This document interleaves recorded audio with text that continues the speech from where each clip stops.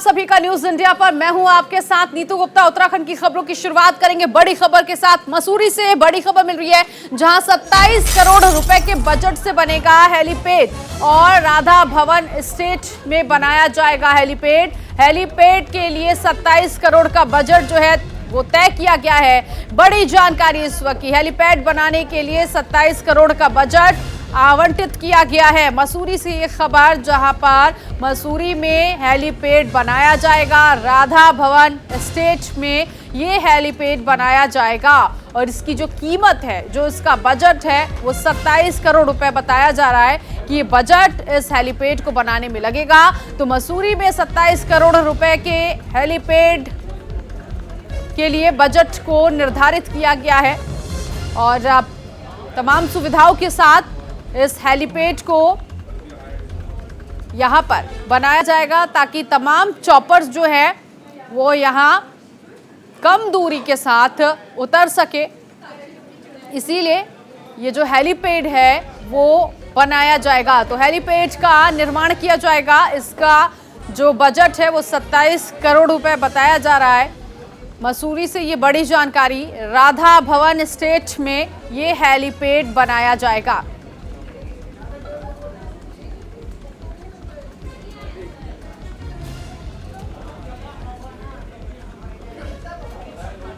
तो हेलीपैड बनाने की योजना तैयार की गई है और राधा भवन एस्टेट में ये हेलीपैड बनाया जाएगा। मसूरी से सीधे बड़ी खबर आपकी टीवी स्क्रीन पर। और इस हेलीपैड को बनाने के लिए जो कीमत आएगी वो तकरीबन 27 करोड़ रुपए बताई गई है कि ये कीमत हो सकती है, यानी कि हेलीपैड के निर्माण को लेकर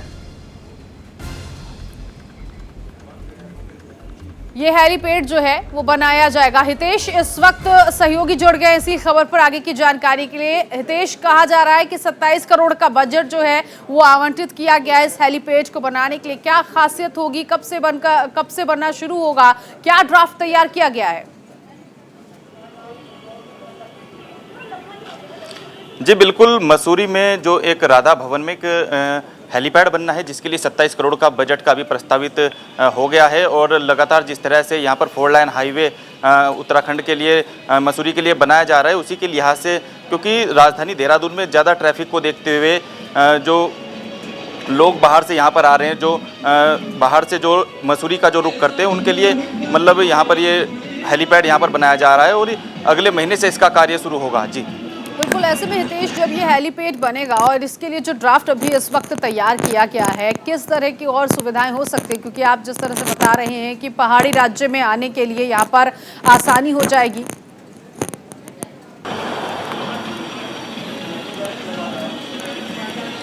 जी बिल्कुल, जिस तरह से उत्तराखंड के अंदर अमूमन बहुत कम ऐसे हेलीपैड हैं जो, अगर हम ओली की बात करें तो ओली में भी एक हेलीपैड है, मसूरी में भी नया प्रस्तावित हो गया है और देहरादून की राजधानी में भी एक हेलीपैड है।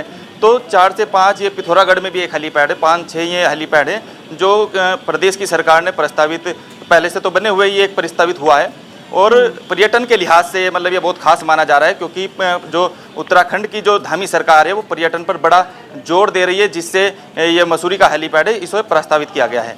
तो 27 करोड़ रुपए का खर्च बताया गया है और इसके साथ ही साथ जो कहा जा रहा है कि राधा भवन एस्टेट है वहां पर ये बनकर तैयार होगा और अगले महीने से इसका काम शुरू हो जाएगा। हितेश, इसके साथ ही साथ कोई और जानकारी मिल पा रही है कि जिस जगह पर इसको बनाया जाएगा वो कितनी ज़मीन होगी और इसके साथ ही साथ कैसे इस हेलीपैड को यहाँ पर तैयार किया जाएगा?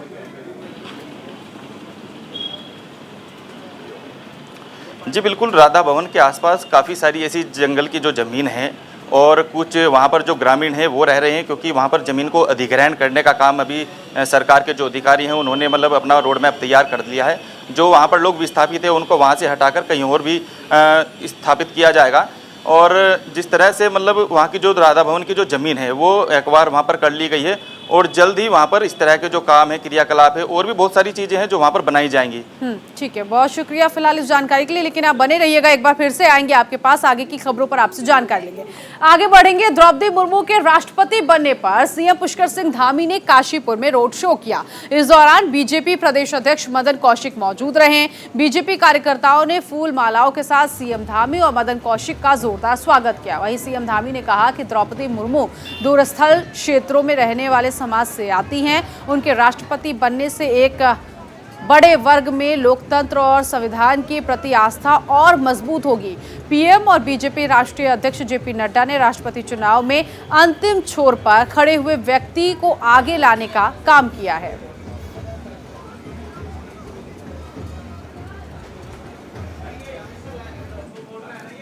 राष्ट्रपति चुनाव का परिणाम आने के बाद विधानसभा अध्यक्ष ऋतु खंडूरी भूषण ने भारत की राष्ट्रपति द्रौपदी मुर्मू को जीत की बधाई दी। विधानसभा अध्यक्ष ने मुर्मू जी का ये भी कहा कि मुर्मू जी ने अपना जीवन समाज की सेवा और गरीबों दलितों को सशक्त बनाने के लिए समर्पित किया है। उनके पास प्रशासनिक अनुभव भी है। राष्ट्रपति पद पर वो देश में महिला सशक्तिकरण के लिए एक चमकदार उदाहरण स्थापित करेंगी और संवैधानिक प्रमुख के रूप में वो देश की सेवा में नया इतिहास भी रचेंगी। उनके मार्गदर्शन और नेतृत्व में भारत विश्व पटल पर नई ऊंचाइयों को छुएगा। आज हिंदुस्तान को पहली आदिवासी महिला राष्ट्रपति मिली हैं। हम सब बहुत प्रसन्न और खुश हैं। मैं उन्हें बधाई और शुभकामनाएं देती हूं और मुझे पूरा विश्वास है कि उनके नेतृत्व में भारत और ऊंचाई पर पहुंचेगा और अच्छा करेगा। एक बार फिर उन्हें ढेर सारी शुभकामनाएं और बधाई। देश के 15वें राष्ट्रपति के रूप में द्रौपदी मुर्मू की जीत हुई है। ऐसे में एनडीए प्रत्याशी की जीत से बीजेपी में खुशी की लहर है।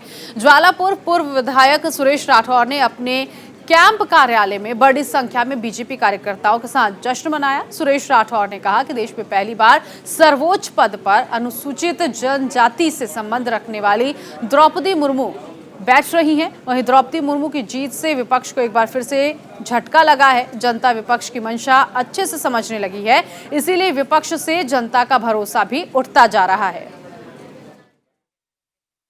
ज्वालापुर विधानसभा की ओर से मैं भारत के प्रधानमंत्री माननीय नरेंद्र मोदी को बहुत बहुत बधाई देता हूं कि एक आदिवासी महिला को उन्होंने राष्ट्रपति के पद पर पहुंचाकर वो जो अंत्योदय की योजना माननीय हमारे सरकार की जो सोच है उस गरीब जनता के साथ जिसको आज तक किसी ने कोई चिंता व्यक्त नहीं की थी, माननीय प्रधानमंत्री के रूप में नरेंद्र मोदी जी ने उनको देश के सर्वोच्च पद पर भेजकर जो एक नई मिसाल कायम की है, आदिवासी महिला को प्रधानमंत्री जी ने राष्ट्रपति के पद पर पहुंचाया है। हम उनका बहुत बहुत अभिनंदन करते हैं, स्वागत करते हैं। ये मंडल ज्वालापुर के सभी कार्यकर्ता, हमारे यहाँ की बहनें, हमारे कार्यकर्ता बंधु इस बात की खुशी जाहिर कर रहे हैं। एक दूसरे को लड्डू खिलाकर, ढोल बजाकर, नगाड़े बजाकर हम खुशी का इजहार करते हैं कि देश के अंदर पहली बार जो फैसला प्रधानमंत्री के द्वारा एक आदिवासी महिला को राष्ट्रपति पद तक पहुंचाने का है, जिसकी जितनी भी प्रशंसा की जाए वो कम है। तो द्रौपदी मुर्मू के राष्ट्रपति बनने के बाद देश भर के कोने कोने में जश्न का माहौल देखने को मिल रहा है। संजय पुंडेर इस वक्त मेरे सहयोगी जुड़ गए इसी खबर पर आगे की जानकारी के लिए। संजय, क्योंकि अलग अलग जगहों पर बीजेपी जो है जश्न मना रही है और हमने यहाँ पर भी देखा ज्वालापुर में भी, जहाँ बीजेपी ने न सिर्फ जश्न मनाया नए राष्ट्रपति को लेकर, बल्कि ये भी कहा कि विपक्ष को एक बार फिर से बड़ा झटका लगा है। देखिए, नहीं तो देश की 15वीं राष्ट्रपति के रूप में द्रौपदी मुर्मू को जीत हासिल हुई है, जिसके बाद देश भर में भारतीय जनता पार्टी के कार्यकर्ताओं और नेताओं में खुशी की लहर है। वहीं अगर उत्तराखंड की बात की जाए तो जीत के जश्न का माहौल यहां भी देखने को मिल रहा है। उत्तराखंड के तमाम जनपदों में भारतीय जनता पार्टी के कार्यकर्ता, नेता और विधायक तमाम खुशी मना रहे हैं, एक दूसरे को मिठाई खिलाकर यहाँ खुशी का इजहार कर रहे हैं। वहीं हरिद्वार में भी इस तरह की तस्वीर देखने को मिल रही है। यहाँ पर बीजेपी के ज्वालापुर मंडल कार्यालय पर जो पूर्व विधायक हैं सुरेश राठौर, उन्होंने ढोल नगाड़ों के साथ यहाँ जश्न मनाया है और एक दूसरे को मिठाई खिलाकर यहाँ पर खुशी का इजहार किया है। कहा जा सकता है कि जिस तरह से सरकार ने पहले ही कहा है कि देश के अंतिम छोर के व्यक्ति को यहाँ पर आगे लाया जाएगा, उन्हें सेवा करने का मौका दिया जाएगा, उन तक हर जो जनता की सुविधा है, जो जनता को समस्याएं होती है, वो कहीं ना कहीं यहाँ पर देखी जा सकती है। तो जिस तरह धामी सरकार भी तमाम वायदे करती है, तमाम दावे करते हैं, उन पर अब कहीं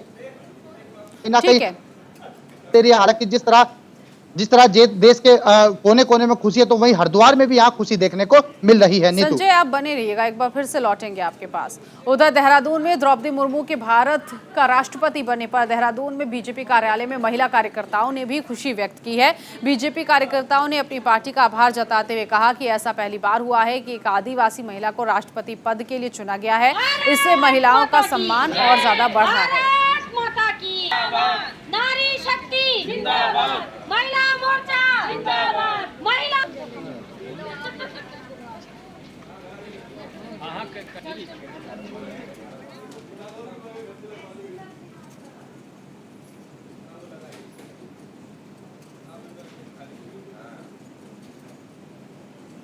उधर एनडीए प्रत्याशी द्रौपदी मुर्मू भारी मतों से जीत के बाद देश की 15वीं राष्ट्रपति बन गई हैं। रुड़की में बीजेपी कार्यकर्ताओं और स्थानीय लोगों ने खुशी मनाई। प्रदेश मंत्री चौधरी धीर सिंह समेत बीजेपी के कई कार्यकर्ताओं ने एक दूसरे को मिठाई खिलाकर द्रौपदी मुर्मू के राष्ट्रपति बनने पर शुभकामनाएं दी हैं। वहीं चौधरी धीर सिंह ने कहा है कि बीजेपी सरकार में हर कार्यकर्ता एक सम्मान है और बीजेपी पार्टी सबका साथ, सबका विकास, सबका विश्वास के नारे को सिद्ध कर रही है। दीनदयाल उपाध्याय जी का सपना था अंत्योदय योजना, अंतिम व्यक्ति तक जो है, और भारतीय जनता पार्टी पहुंचेगी अंतिम व्यक्तियों को। एक कहावत है हिंदी में, गहरे पानी पैंठ, और मोदी जी ने समुद्र में से जिस तरह से मोती निकाला है और आदिवासी क्षेत्र में से जो महिला लेकर के आए वो उनको राष्ट्रपति बनाया है इतने ऊंचे पद पर। नहीं तो कोई बड़े बड़े लोग ही राष्ट्रपति बनते थे, और ये इतनी दलित महिला को जो लाए हैं और योग्य महिलाएं हैं, वो चरित्रवान महिलाएं हैं, इतनी बढ़िया महिलाएं हैं। और मोदी जी ने अपने 56 इंच का सीना दिखा दिया है। और जो है आप देख रहे हैं कि पिछली पंक्ति से बिल्कुल जिस समुदाय से हमारी भारत की बेटी आ रही है और उसको हमारे प्रधानमंत्री जी ने चुनाव के लिए अपना उम्मीदवार बनाकर एनडीए का ये साबित कर दिया है कि पूरे देश के अंदर ये इसका संदेश जा रहा है कि हमारे प्रधानमंत्री नरेंद्र मोदी जी वो हर तरह के हर समुदाय की चिंता करते हैं और उस विचार को साथ लेकर चल रहे हैं, जिस विचार को आज से पहले जब जनसंघ की स्थापना हुई थी, जब भारतीय जनता पार्टी की स्थापना हुई थी, उसी विचार को आगे बढ़ाते हैं आज हमारी एक महिला शक्ति को, सशक्तिकरण को बढ़ावा दिया है। हमारी एक आदिवासी महिला जो भारत की बेटी है वह एक कीर्तिमान स्थापित करने जा रही है पूरे देश के अंदर। तो कुल मिलाकर अलग अलग जगहों पर जश्न मनाया जा रहा है। बीजेपी नए राष्ट्रपति को लेकर उत्साहित नजर आ रही है। अनिल इस वक्त मेरे साथ मेरे सहयोगी जुड़ गए इसी खबर पर आगे की जानकारी के लिए। अनिल, क्योंकि अलग अलग जगहों से हम जानकारी ले रहे हैं कि किस तरह से बीजेपी जो है वो आयोजन करती हुई कल भी दिखाई दी थी, आज भी मिठाइयाँ बांटी जा रही है, जश्न मनाया जा रहा है। रुड़की की क्या तस्वीरें आपने देखी और जब वहाँ के लोगों से, वहाँ के बीजेपी के कार्यकर्ताओं से जब आपने बात की होगी तो क्या कुछ कह रहे हैं नए राष्ट्रपति को लेकर? बिल्कुल नहीं, तो बताना चाहूँगा, देखिए द्रौपदी मुर्मू के जो राष्ट्रपति बनने की सूचना है वो धीरे धीरे सारे देश में फैलने के बाद कहीं ना कहीं रुड़की के जो लोग हैं वो बेहद उत्साहित दिखाई दे रहे हैं। क्योंकि देखिए रुड़की में ज़्यादातर 90% अगर बात करें तो बीजेपी का पुराने जो नेता हैं, जो धीर सिंह जी हैं, पुराने नेता हैं, उनके द्वारा एक मीटिंग रखी गई जिसमें मिठाई और लड्डू बांटे गए। देखिए साफ सीधी बात है कि द्रौपदी मुर्मू के राष्ट्रपति बनने के बाद लगातार ही बीजेपी में खुशियां दिखाई दे रही है, चाहे वो छोटा नेता हो चाहे बड़ा नेता हो, वो हर तरीके से खुश दिखाई दे रहा है। और साथ ही साथ जो विपक्ष है उस पर भी हमला बोल रहा है कि किसी भी पार्टी ने बीजेपी को छोड़कर किसी भी अलग पार्टी ने इतनी नीची कैटेगरी से उठाकर किसी को भी देश के सर्वोच्च प्रधान जो राष्ट्रपति है उनको नहीं बनाया है। जी बिल्कुल, तो देश में हर जगह पर नए राष्ट्रपति द्रौपदी मुर्मू का जोरदार स्वागत भी हो रहा है और उनके नए राष्ट्रपति बनने के तौर पर हर्षोल्लास के साथ बीजेपी जो है वो जश्न मना रही है। ऐसे में क्योंकि देखिए कई बातें सामने निकल कर आ रही है। अनिल, कहा यह भी जा रहा है कि पहली ऐसी आदिवासी महिला जो कि राष्ट्रपति बनी है, तो इस बात को लेकर भी काफ़ी तारीफ हो रही है। महिलाओं की अगर हम बात करें तो कहीं ना कहीं महिलाओं के अंदर भी एक उम्मीद जग गई है कि आने वाले दिनों में महिलाओं का सम्मान जो है वो और ज़्यादा बढ़ेगा द्रौपदी मुर्मू के राष्ट्रपति बनने पर।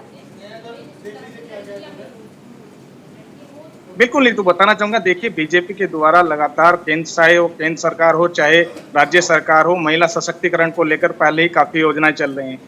महिलाओं के बारे में बीजेपी लगातार जो है सोचती रहती है और कहीं ना कहीं एक नीची जाति से या नीचे जो गरीब वर्ग के लोग हैं उनके बारे में खासकर सोचती रहती है। इसी को देखते हुए उत्तराखंड की बात करें चाहे केंद्र की बात करें, उत्तराखंड में भी जो महिलाओं को जो सम्मान मिला है वो काफी बेहद उत्सुक प्रदान करता है, उत्सुकता प्रदान करता है महिलाओं के लिए। ठीक है अनिल, आप बने रहिएगा, एक बार फिर से लौटेंगे आपके पास, आगे की खबरों पर आपसे जानकारी लेंगे। आगे बढ़ेंगे। देहरादून में महिलाओं से चारा छीनने का मामला सामने आया है और इस पूरे मामले की अब उच्च स्तरीय जांच होगी। सीएम धामी ने कमिश्नर को मामले की जांच सौंप दी है। कमिश्नर को जल्द से जल्द जांच रिपोर्ट देने को कहा गया है। तो महिलाओं से जिस तरह से ये पूरा जो चारा है छीनने का मामला, कमिश्नर को कहा गया है कि जल्द रिपोर्ट दी जाए। और चारा छीनने का मामला ये पहले भी आ चुका था, महिलाओं ने नाराजगी जाहिर की थी। हितेश इस वक्त मेरे साथ लगातार बने हुए हैं। हितेश, ये पूरा मामला क्या है जिसके बाद मुख्यमंत्री ने निर्देश दिया है कि जांच होनी चाहिए और जल्द से जल्द रिपोर्ट जो है वो सौंपी जाए?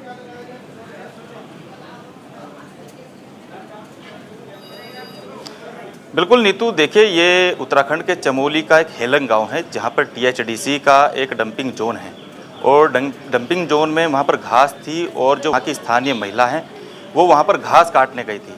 उनका कसूर इतना था कि वो डंपिंग जोन से घास क्यों लेकर आई। लेकिन सबसे बड़ी बात उठ जाती है, जहाँ सरकार एक तरफ महिलाओं को पूरी तवज्जो दे रही है तो वहीं उत्तराखंड सरकार के जो धन सिंह रावत है वो लगातार घसियारी योजनाओं की बात करते हैं, घसियारियों के लिए दरांती देते हैं और अन्य उपकरण देते हैं। तो वहीं उन्हीं घसियारियों को टीएचडीसी के कर्मचारियों द्वारा उत्पीड़न किया जाता है, धमकाया जाता है, उनसे चारा छीनना जाता है। तो जब ये मामला पूरा प्रकरण मुख्यमंत्री पुष्कर सिंह धामी के संज्ञान में आया तो मुख्यमंत्री पुष्कर सिंह धामी ने लगातार मामले पर अपनी नज़र जमाई और जब परिणाम सामने आए तो उसकी जांच के आदेश दिए। जी बिल्कुल, तो देहरादून में महिलाओं से जो चारा छीनने का मामला था उस मामले को लेकर अब जांच रिपोर्ट जल्द से जल्द सौंपने के लिए मुख्यमंत्री ने कहा है। हितेश, आप बने रहिएगा, एक बार फिर से आएंगे आपके पास। उधर उत्तराखंड के 5 जिलों में भारी बारिश का अलर्ट जारी कर दिया गया है। 2 दिन के लिए येलो अलर्ट जारी किया गया है। बागेश्वर समेत कई जिलों में भारी बारिश की आशंका को देखते हुए ये येलो अलर्ट जारी किया गया है। तो 2 दिनों के लिए येलो अलर्ट जारी किया गया है और आशंका मौसम वैज्ञानिकों की तरफ से जारी की गई है कि भारी बारिश हो सकती है। बागेश्वर समेत कई ऐसे जिले हैं जहां पर बारिश की संभावना बनी हुई है और इसीलिए 5 जिलों में भारी बारिश का अलर्ट जारी कर दिया गया है। तो येलो अलर्ट जारी किया गया है। बागेश्वर समेत कई जिले बताए जा रहे हैं जहां पर भारी बारिश की आशंका जाहिर की गई है, इसीलिए अलर्ट जारी किया गया है।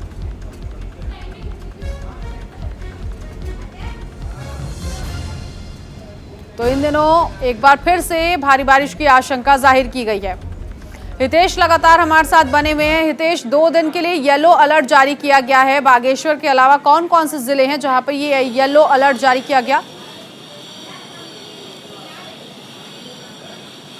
जी बिल्कुल, मौसम विभाग द्वारा बागेश्वर, पिथौरागढ़, चंपावत, नैनीताल और देहरादून ये ऐसे जिले हैं जहां पर मौसम विभाग ने येलो अलर्ट जारी किया है।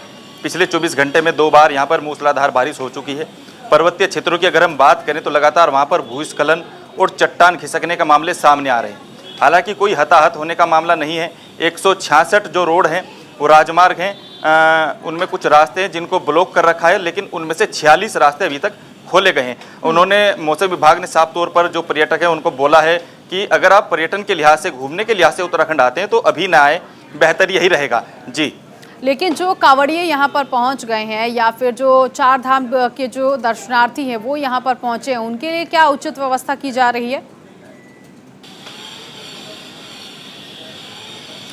जी बिल्कुल, देखिए जो कांवड़िए हैं, कांवड़िए हरिद्वार तक आ रहे हैं और हरिद्वार से आगे जो गोमुख जाते हैं या केदारनाथ, बद्रीनाथ का जो रास्ता देख रहे हैं, तो उनके लिए जो प्रशासन ने तमाम ऐसी शिविर हैं जो बनाए गए हैं। हालांकि उनको भी रोका गया है, उनको भी बताया गया है वो अपने हैंड से ही वहाँ पर जा रहे हैं। ऐसे में हितेश, क्योंकि देखिए आपदा भी जो है ऐसे में आ जाती है और ये प्राकृतिक आपदा जिस पर किसी का वश नहीं होता, लेकिन पिछले दिनों एक कमेटी बनाई गई, आपदा को लेकर ही ये कमेटी बनाई गई है। इस बार क्या इंतजाम देखा जा रहा है कि कम से कम हादसे हो और भयानक हादसे ना हो सके, इसके लिए क्या इंतजाम? जी बिल्कुल, मुख्य सचिव जो एस एस संधू है उन्होंने कमेटी गठित की है और आपदा प्रबंधन केंद्र में लगातार वो हर दूसरे दिन बैठक ले रहे हैं। लेकिन जिस तरह से चारधाम का जो राजमार्ग है वहाँ पर लगातार जो कैंप हैं वो बनाए गए हैं, CISF और जो ITBP की जो टीम है वहाँ पर मौजूद है और कई ऐसे जो स्वास्थ्य विभाग के जो अधिकारी हैं वो भी लगातार वहाँ पर हैं और जो अन्य जो कर्मचारी हैं वो भी वहाँ पर मौजूद है जो लगातार मार्गों में जी बिल्कुल। ऐसे में मुझे हितेश ये भी जानकारी दीजिए, क्योंकि देखिए जिस तरह से पिछले हफ्ते भी हमने देखा था कि भारी बारिश को लेकर चेतावनी जाहिर की गई थी और कहा भी गया था, लोगों को भी सावधानी बरतने के लिए कह दिया गया था कि आप लोग अगर बेवजह है तो घर से बाहर ना निकले। ऐसे में जिस जगह पर भूस्खलन जैसी आपदाएं ज़्यादा होती हैं वहाँ के आसपास का जो इलाका है वहाँ पर क्या अलर्ट जारी किया गया है?